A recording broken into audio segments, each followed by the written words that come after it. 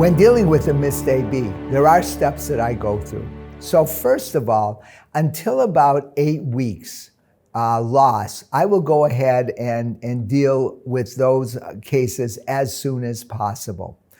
But if a pregnancy loss is later in the first trimester, that first 12-week period of time, I have a tendency to wait. And the reason why I wait is because with the loss occurring, there's going to be decreased vascularity over time. So I think that's a very important thought. Particularly with later pregnancy losses, I will use various techniques of decreasing blood loss and also decreasing fluid loss, and that means vasoconstriction. So I'll use Pitocin. If I'm doing this in the operating room, I will use vasopressin as well as TXA.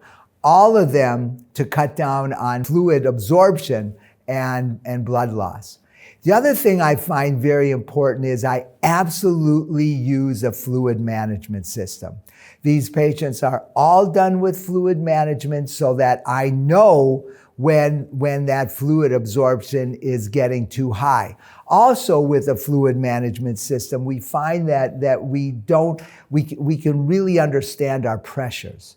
So we're not gonna have exorbitant pressures and thus fluid loss at the time of the procedure, because all that can really be problematic.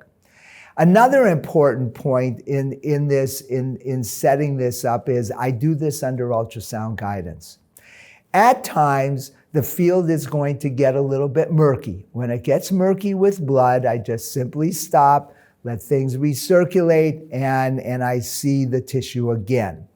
The one thing, though, that ultrasound gives me is that ability to see also what tissue I have remaining. And I find that to be very important with this technique.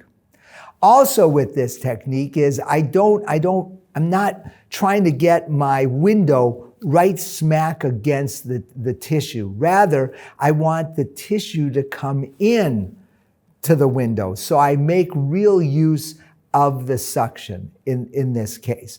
These patients are all given antibiotics. For the most part, they're done in my office, and they spend a few minutes after the case and then go home.